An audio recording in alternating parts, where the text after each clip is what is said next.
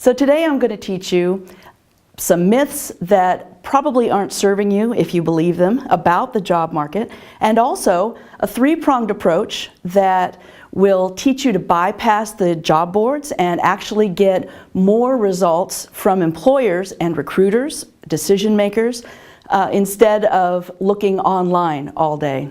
And also I'm going to go over the 6 reasons why employers don't hire you.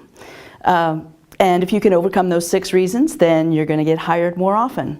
And I can tell you that these approaches, these strategies, really do allow you to get a job in a number of weeks instead of the 18 to 24 months that 6-figure people usually spend looking for a position. And it also allows you to get paid what you're worth. But really it's this 3-pronged approach that allows you to get into the doors of the employers more often and actually ends up getting you a job in weeks instead of the 18 to 24 month average that most 6-figure job seekers have. So I want to tell you a little bit about myself if you don't know my story. I worked for a lot of small and very large businesses, and after being with one large company for 10 years, on my 10-year anniversary, I was laid off. And it was a very dark period for me. It probably was the worst 12 months of my life when I was unemployed.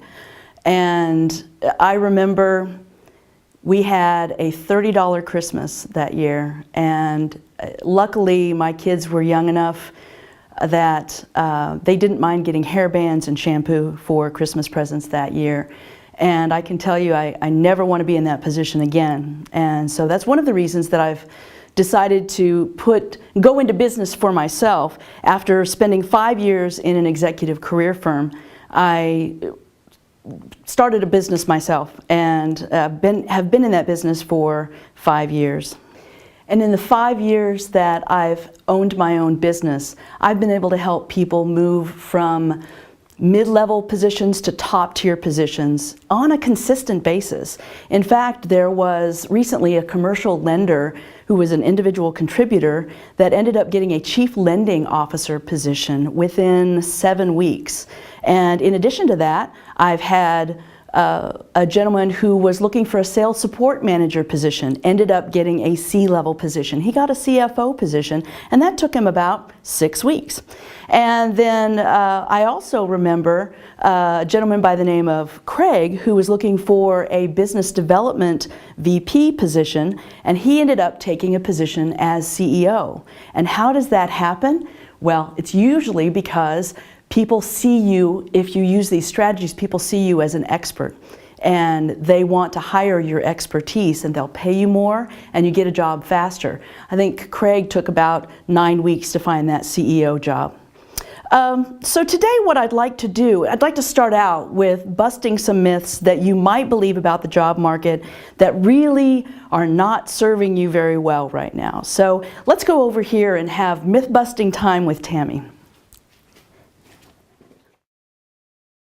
All right, so let's talk about some myths of the job market. Myths are really limiting beliefs that can keep you from being most effective in your search. And so I want to cover some of those today. I think that it's worth looking at because there are a lot of beliefs out there that most job seekers have that really don't serve you and really don't allow you to be as effective as you can be in the job search. So let's go over maybe a dozen myths or so. First one is I have to dumb down my resume. I have to dumb down my expertise. That's absolutely a myth. In fact, the first time that I was in the Wall Street Journal was about dumbing down resumes. And I strongly believe that you shouldn't dumb down your resume, you shouldn't dumb down your experience, your LinkedIn profile. You need to give yourself credit for everything that you've done and really show yourself to be an expert in a lot of different areas. So you do not have to dumb down your resume or your expertise, especially in an interview when you're going after a job. A lot of people go after jobs that are beneath them or taking a lesser job than what they think they're qualified for. I really believe strongly that you should go after jobs that you are highly qualified for. I've found that sometimes, well, oftentimes, it's easier to get a job that you're more qualified for than something that you're overqualified for, because there are legitimate reasons why employers won't hire overqualified people. Second one is I have to match my resume to the posted jobs keywords. That's a big one, and I can tell you, having a lot of friends that are recruiters and HR professionals, that they absolutely hate looking at a stack of 150 to 500 resumes that look exactly like the job description, because they don't know who to choose. They don't know what's different about you. So what I recommend instead is putting together a resume that defines you and defines your strengths, and not necessarily filling it with keywords that the job description has, because if you look exactly like the job description, it may get you past the automated robots if you're applying online, but it's not going to get you a phone call. And that's really what you need. The whole reason to have a resume is to get that first phone call. All right, next. I have to go back to school or get more certifications. This is a really popular myth that I've been able to dispel by getting my clients positions that they're very qualified for without having to go back to school and get certifications. You don't have to get a master's degree if you don't have one. You don't have to, if you're in operations, you don't necessarily have to be Six Sigma certified. You can actually get a position as long as you can speak intelligently to what your expertise is and you can articulate that expertise. You don't really need to get the certifications.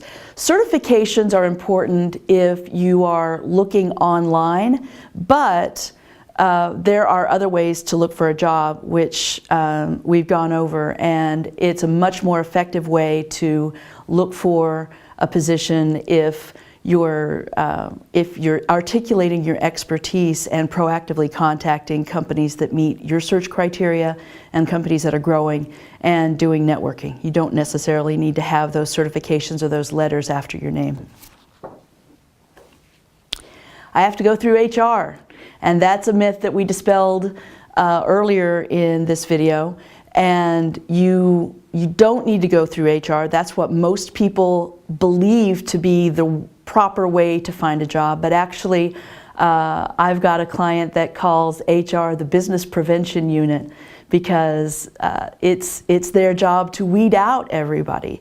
But if you actually contact the person that would be your boss, then you'll get a much better response. Whether or not you know that they're looking for a position, you actually get a better response contacting the person that would be your boss through finding them on LinkedIn or online versus just going through human resources. You know, HR these days still gets anywhere from 600 to 1,000 resumes on each posting, and so if they decide to look at the first 300 resumes and you're number 301, then you're out of luck and you're not even going to be seen by a human being. And that's what happens. That's why people feel that there's a black hole when they're applying online, because it goes into cyberspace and your resume never gets looked at by a human being. So you don't have to go through HR. It's actually very effective to bypass HR and actually contact the person that would be your boss. All right, next one. I have to accept a lesser position because of the job market. So actually, and we covered this a little bit, you don't have to accept a lesser position. You can get a position that you're highly qualified for, and you will get it more frequently than if you apply for all of those mid-level positions that are beneath your qualifications, or even trying to go back and get an entry-level position when you know that you're qualified for something more. I can't negotiate in this economy. That's a big myth, and you can leave tens of thousands of dollars on the table if you don't negotiate. It's expected that you negotiate with any professional position. There is always a range, and the employer will usually give you even if they think you are an expert, generally speaking, if there's a range, they will offer you the bottom or the mid-tier because they want to see how cheap they can get you. But, and you know, it makes business sense to do that, but you can always negotiate. And what I usually find is that if you negotiate, and you negotiate the right way, you can actually get easily 15 to 25% more than what they've initially offered. And I have seen 50 to even 100% more than what they initially offered. It's amazing what you can get when you negotiate the right way. And the right way really is to make sure that you're not giving your salary ahead of time, and that you're postponing the negotiation talks or postponing any money talks really until they've offered you the position and they know that you're the person that they want to get. So make sure that you don't talk about money until they've offered you the job. And then when you do ask, definitely give a good reason, and not just the fact that you want more money or that you need more money, but give a great reason. And when you do give a reason and it's honest and sincere, then I found that you're not going to upset the employer, the hiring manager, if you ask. Even if they can't give you what you're asking, you're not going to upset them if they can't give you that. So definitely negotiate every time you get a job offer.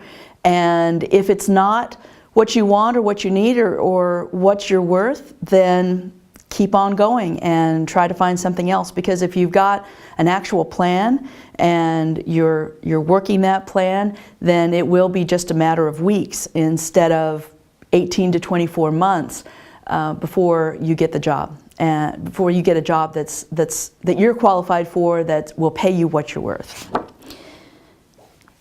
All right. I'll forever be stuck in the same industry. Oh, this is a really big one that most people believe to be true, but actually most of my clients do switch industries successfully, and it's all about creating your expertise in a way that is industry neutral. And what I mean by that is that you're stripping away the context of what you've done, you're not using industry jargon, and you're putting your transferable skills on your resume and also using that verbiage in all of your interviews and all of your communication. You need to make sure that all of your communication is industry neutral, because you have to make it easy for the employer to picture you in their organization. And in order to do that, you have to strip away all the jargon, you have to strip away the context of what you've done, and just put the raw achievements on your resume and speak about those achievements without any jargon when you're talking in an interview. When you do that, it's actually very easy to move industries. Let me give you another tip too, and that is, if they object to you having no industry experience, you can use what's called the ARTS method of overcoming objections. And ARTS stands for A, acknowledge the objection; R, redirect their concern with an assumptive question; T, use a testing question to see if that's answered their concern; and then S, use a supporting story. So let me give you an example, because that may not make sense. If someone says, well, you don't have industry experience, you haven't had any experience in our industry, you first say, well, I can understand that, and really that deserves some discussion. So, you know, let's talk about that. And then you ask an assumptive question. So I'm assuming that the reason that you want industry experience is because you want to make sure that the person that gets in this position can get up to speed quickly and make a contribution quickly. Is that right? Get them to agree to that, or clarify if that's not the case. And then you use a testing question. So if I give you a couple of examples of when I've gotten up to speed quickly and I've been able to contribute to the bottom line quickly, will that help ease your concern a little bit and get them to say yes again? And then use a supporting story in your past of when you've gotten up to speed quickly and you've been able to contribute quickly. And quickly can be 3 months, 4 months, 6 months. It doesn't have to be in the first month or the first couple of weeks. Really, anything less than 6 months is considered by most employers to get up to speed quickly. So let me flow that for you from beginning to end. So if they say, you know, you don't really have any industry experience, then you say, well, I can understand that, and I think it deserves some discussion. I'd like to answer that for you. I'm assuming that because you're asking for industry experience, that you want somebody that can get up to speed quickly, or you want somebody that can speak the language quickly and communicate with people in this industry. Is that right? Well, if I can show you an example or two of when I've gotten up to speed quickly and made a contribution to the bottom line, would that help you ease your concern a little bit? Well, let me give you a story and then you go into an example. And that's an arts method of overcoming objections that actually allows you to overcome any kind of objection or really any question where you don't have an answer. If you're thinking in your head, I got nothing, I don't know what to say to this one, you use that arts method and that will make them see you as being able to handle really any question that's being thrown at you. So that's a really good tip and is something that I give my clients. All right, next one. Big companies are the best places to look for a position. Most people, when they're looking, have a relatively short list of companies that they want to go after. And most of those companies are companies that they've heard of. Usually they're all companies that you've heard of, and those are usually the big name brands. Here in Kansas City, we have Hallmark, Cerner, Garmin, some of the bigger ones there, AMC Theaters, but really, you don't have to go after companies that are big. In fact, in this economic environment right now, those big companies are the ones that are laying off. And of course, the monster company here in Kansas City is Sprint. So people hear those names and those are the companies that they go after, but guess what? That's what everybody else is doing too. So that's where all of the competition is. That's where everybody's sending their resume. And really, if you go out online, there are free databases, especially if you go through the library websites, and you can find Dun & Bradstreet database, or you can find Reference USA database, and you can find companies that you can send your resume to that you've never heard of before. And those are the companies that are actually growing and doing quite well. You can also look in the Business Journal. Business Journal is a great place to find companies that are doing well that you've never heard of. So use that and you're actually going to find companies that are hiring and growing in spite of this economy, versus companies that are still contracting or just kind of treading water. All right, networking is hard and it's a waste of time. So this one is definitely not true. It's one of the 3 things that I recommend you do in order to get a 6-figure job or really any professional job fast is networking. But you have to know how to do it in order to, and do it well, in order to get a job fast. And I would say if I were going to give one tip on networking, it's the magical question of, who do you know that I should be talking with? And asking that question to people that you know, people that you don't know, people that you are having an informational interview with. There's a lot of ways that you can get somebody's attention by a phone call or by going to networking meetings. But really, if you ask them that magical question, who do you know that I should be talking to? After you introduce yourself, that's really going to be the best way, one of the best ways to get a position. Recruiters are a waste of time. So this one's close to my heart because I've got a lot of recruiter friends, and you really have to know how to work with recruiters.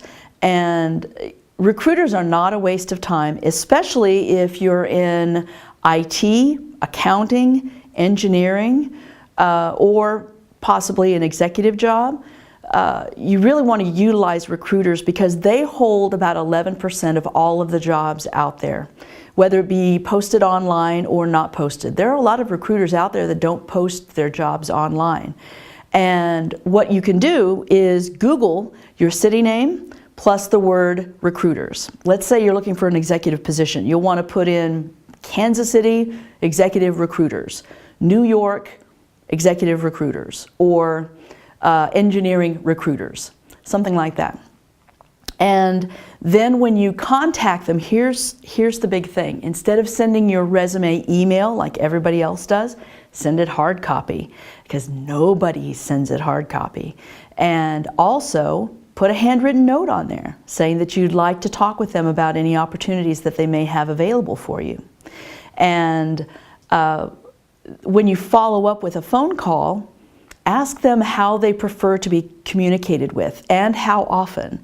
So if you want to keep them thinking about you, then you might follow up with a phone call or an email, depending on what their preferred method of communication is, and maybe follow up every 3 weeks or so, because that's not too much where there's you're bugging them, but it's enough that they will continue to keep you in their mind, especially if you approach them in a different way, like sending hard copy resume to them. That's a really neat trick, and it really does work. All right, let's see.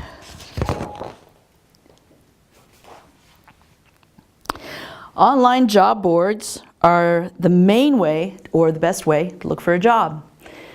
That couldn't be farther from the truth. Online job boards hold about 4 or 5% of all the jobs. Actually, I think the latest stat that I've seen out there is that 6% of all job seekers these days are getting their jobs through online job boards, and yet 92 to 95% of all job seekers use the job boards as their main form of looking for a job. So what does that mean?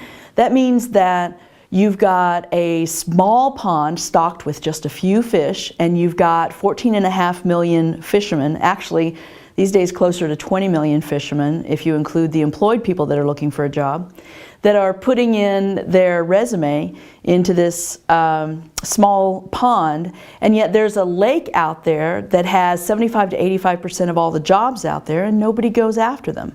And so there's only a few fishermen doing that, and that's proactively contacting companies that are doing well and proactively contacting companies that meet your search criteria as far as what size company, what geographic location, and what industries you're interested in.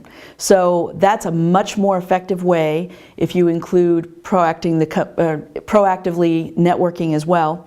It's a much more effective way to look for a job than just checking out the job boards. You may feel like you're getting things done if you spend 8 to 10 hours a day on the job boards, but you're actually just literally sending it into a black hole because of the number of resumes that get put into the job boards. The job boards these days, the whole system is pretty much broken. It used to be that there would be 10 to 25 people who would apply for a job, and the chances of you getting a phone call if you were qualified for it are great. That's not the case anymore. These days, you literally are talking about over 500 resumes. And even for mid-sized companies, not just the big companies or the big name brands, but 500 to 1,000 resumes.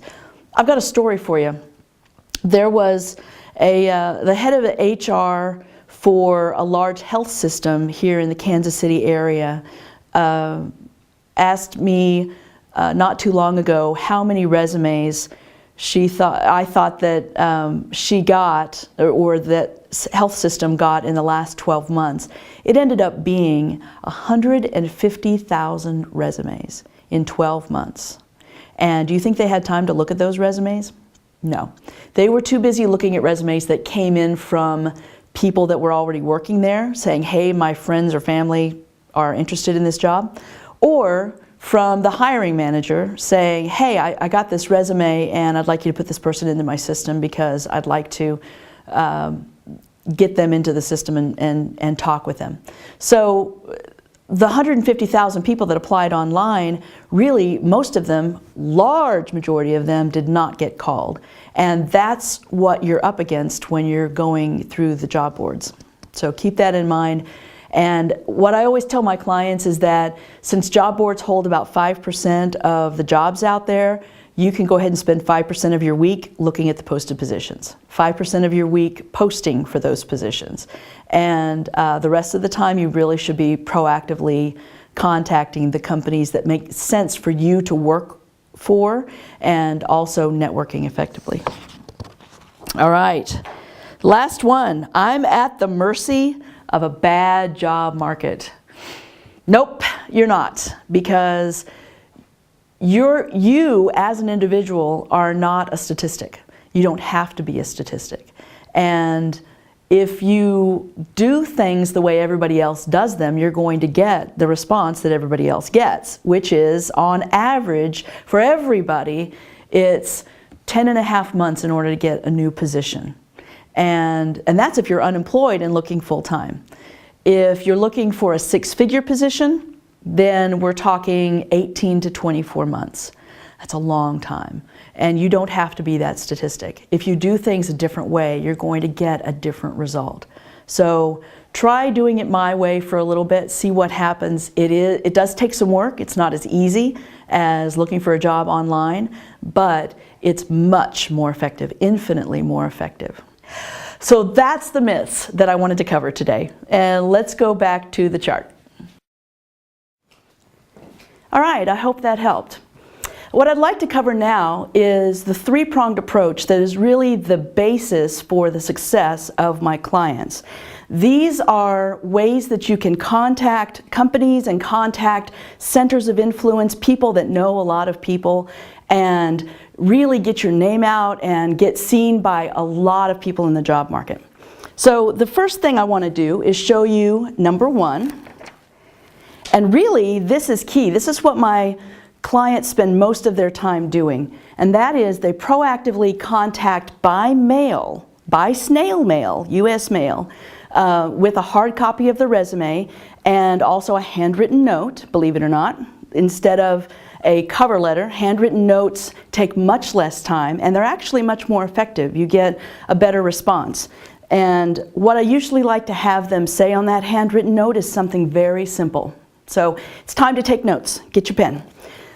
You say, "Dear," and then the first name of the person that you're contacting. So that's going to be the man or woman that would be your boss if you were to get a job in that company.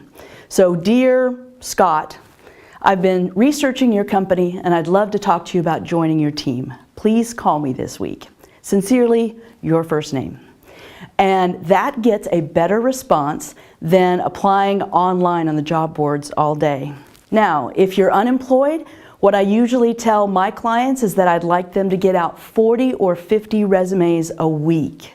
Now, I know that that's kind of hard to wrap your mind around, but it actually is possible because it takes about 10 to 15 minutes from beginning to end to put all of that package together and get it sent out in a hand-addressed envelope, and that will get a better response. Now you're probably wondering, how do I get to the right people and the right companies? Well, we'll cover that in a little bit later. No, I'm just kidding. We can cover it now. The way that you contact the actual companies, the lists of companies, there are free databases online, and especially if you go to your library, you can, in the Kansas City area, there's Mid-Continent Public Library or Johnson County Public Library, but really across the nation, if you go to your public library system, usually you can access databases from their website. You don't even have to go to the library, you just need a library card number.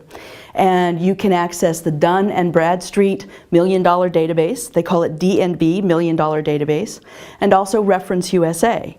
These will give you lists of companies, and you choose the criteria. So when you proactively contact the companies that you want to meet, you have to decide what size company, and that could be annual revenue or number of people, and also what industries are you interested in, and what geographic location. And some of these databases even allow you to say that I want a radius of 10 miles or a radius of 25 miles around my zip code. So that will give you a list of companies along with their addresses to send your resume to. And in addition to that, to find the right people, use LinkedIn, and at the top of the LinkedIn homepage, you see your search bar, and right next to that is Advanced. And you click on that, and that takes you to the Advanced People search. And that will allow you to put in the function like sales or marketing or operations in the keyword field, and put that in, and you'll be able to get the names of people. And there are ways to get the last names of the people if you don't have the last names, but usually you can find them either through Googling or through the LinkedIn Advanced People search. So the second thing that you would want to do, spend your time doing, is contacting companies that have good news written about them. You're going to find that in your local business journal or your local newspaper in the business section. And what you're looking for are companies that maybe have just moved into the area, companies that have record sales or profits, perhaps they have a new CEO or a new leader. Could be that they've just signed a big contract with a big customer or a municipality. And what you want to do is send that same hard copy to the right person, and on there you put congratulations on, and then put the subject of that news release or the press release, and then I'd love to talk, congratulations on your earnings for fourth quarter. I'd love to talk to you about joining your team. Please call me this week. That's going to get you a whole lot better response than, and actually it gets a slightly better response than proactively contacting by mail. It's just that sometimes there's not a lot of good news in the newspaper. So what you want to do, or what I recommend you do, is send these first, and then send these to fill in the gap. And I mentioned before that it's 40 to 50 a week if you're unemployed. If you're employed, I usually recommend about 20 or 25 a week. So that usually means about 30 to 35 hours of focused activity for unemployed people, and about 8 to 10 or maybe 12 hours a week if you're employed full-time. Then let's look at number 3. This one's really big, networking. You have to be able to network effectively to get a 6-figure position. How do you do that? Especially if you don't know a lot of people, informational interviewing. And I'll get into informational interviewing a little later. And this time I will do it a little later and not right now. But networking is using your existing network most effectively, and also expanding your network by calling new people and asking them some questions. And we'll get into that in a little bit. But really the key on networking is to ask a very magical question. And that's not, can you take my resume and hand it to somebody? It's not, do you know of anybody who's hiring? It's actually, who do you know that I should be talking with? And that question, if you ask it to everyone you know, and even people that you don't know, will expand who you know, because you can always call that person, who do you know that I should be talking to? Calling that person, and they're a warm lead, and say, I was talking with Sally the other day and she recommended that I give you a call. And then you explain who you are and what kind of company you're looking to get into, what kind of problems you solve, your expertise, and then you find out more about their situation, about their needs. So that's really the three-pronged approach. Another key to networking that I might throw out there is being able to articulate your expertise in a way that's very compelling. And you do that by explaining what it is that you solve, whether that be any kind of problems that a certain company might have. If you're a salesperson, maybe it's that you like to work with companies that are losing big accounts and you can bring those accounts back to them. Or it might be, if you are in operations, that you're really good at streamlining processes and that you can enhance their bottom line by expanding their margins because of the processes that you improve. Okay? So that's what I wanted to cover on the three-pronged approach today. The next thing I'd like to do is go over the 6 reasons people don't hire you. This is really important because if you can overcome these 6 reasons, then you'll be able to get a job faster. You'll be able to persuade your way into a new position. So let's talk about these 6 ways. The first way, or the first reason that people don't hire you, and remember, employers are people too, believe it or not, is they do not understand what you can do for them. That's really key. That's really important. You have to be able to articulate your expertise and what you can do for them. And the way that you do that is through specific, compelling stories of how you've done things in the past for other employers. That's how you articulate what you do. You tell those stories. It's those stories that make you very memorable. If you just say, I have 12 years of experience in XYZ, they're not going to remember that 10 minutes after the interview's over.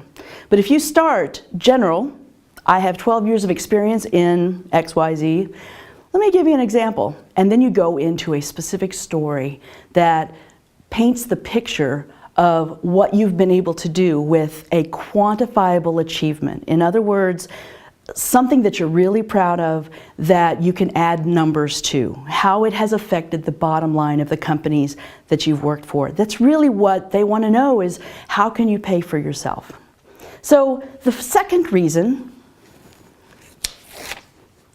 is because they do not want or value what you do. That really comes down to, is it a good fit? Do they need somebody with your skills or expertise? And if they do, then it's a great fit. You'll enjoy the experience there and you'll get hired. If they don't value what you do, if you don't show that you are of value, then you're not going to get hired by them. All right? Number 3, they don't believe you. They don't believe you. So if you're not authentic, if you're not real, and if you can't explain how you've done things, then they're not going to believe that you've done the things that you've done. And again, specific, compelling stories is going to help that tremendously. But you want to be able to be believable, you want to have integrity, you want to be authentic, you want to be genuine and sincere. And that's going to endear you to them and help your chances immensely. All right. Number 4 is that possibly they don't believe that they can do it. What do I mean by that? So that means that if you are making promises like bringing in, if you're a salesperson and you've worked for IBM or Apple or a really large named company, and you've been able to bring in millions of dollars and affect the bottom line in that way, they may not believe that they're capable of bringing that out and making millions of dollars as well. But you have to be able to paint the picture for them of what is possible for them. And the way that you do that is you ask them, if this is point A, where you're at right now, what's point B? So in other words, Where do you want to go? Where does the company want to go? Where does this department want to go? And then you build your value to where they want to go, their aspirations. And that way, you can show them that you can take them from point A to point B. And you do that in a very compelling way. And again, telling stories is a really good way to do that. And then number 5, this is a big one, even for my clients. They don't believe they can afford you. So if you're a rock star and you come in and show them that you're a top performer in everything that you've done and you've been able to be consistently top performing in your entire career, they may think, well, I may not be able to afford this person, especially if they are in a small to mid-sized company. So what I've found is that companies that are $10 million in annual revenue and more, that's really the cutoff that I've found, $10 million or more usually can afford a 6-figure professional. And if they're less than 10 million, if they're 5, 6, 7 million, a lot of times they're very intimidated by that. And so you don't get as big a package if you go with a company that's less than 10 million. Although I've seen it happen, there have been exceptions. Usually, if you go with a $10 to $25 million company, boy, that's the sweet spot. And that really will allow you to be paid what you're worth, and they can afford you. And it works out for their budget. All right, number 6. This is also very, very key, and that's why I underlined it right here. They do not want you now. In other words, it's a timing issue, and that happens especially with a lot of startups. They just don't see the immediacy or the need for you at this moment in time. So the way to overcome that is to ask them, what are your initiatives going on right now? What's your immediate goal? What are you working on right now? What are you pushing toward? And then you can actually build your value to whatever that is. Like I said before, you really have to figure out what it is that they want to do right now, and then you show them that you've done something similar in the past. And the way that you do that is if you say, what are you working on right now? What's your initiatives? What's the immediate goal for you in this department, or for you personally, or for the company? Where's the company headed immediately? And then you show them that you can do it. So, oh yeah, well actually I've worked on that before. So you give them that. And that allows you to build an immediate need for you, because again, you can take them from point A to point B. All right, so I hope that this has helped you today. I want to tell you that if you start using these techniques and you actually overcome some of these reasons that people don't hire you, you can make more money, you can get a more fulfilling job that is a better fit for you, and you have more influence and more impact in the companies that you're going to go into now. So for my next video, the 3rd video and final teaching video of this series, I'm going to be talking about what it takes to win. I'm going to be talking about how you can win, the step-by-step of what it takes to win the job. And then also I'm going to cover some frequently asked questions. We're going to have story time, and I'm going to go through the top 10 frequently asked questions that I get and answer those for you. So you should be receiving that in the next few days. I really appreciate you watching this really long video. I know it was really long, so I appreciate you hanging in there. And so that's been the 6 reasons that people don't hire you. I want to thank you for your participation and all of the comments and questions that you've had. Go ahead and put your comments and questions about this video below, and I'll be answering as many questions as I possibly can. And I just want to leave you with my definition of success, which is being able to enjoy what you do, and being paid what you're worth, and having time for what's important. So thank you very much for watching. I appreciate you sticking in there with me, and I'll see you in a few days. Thanks.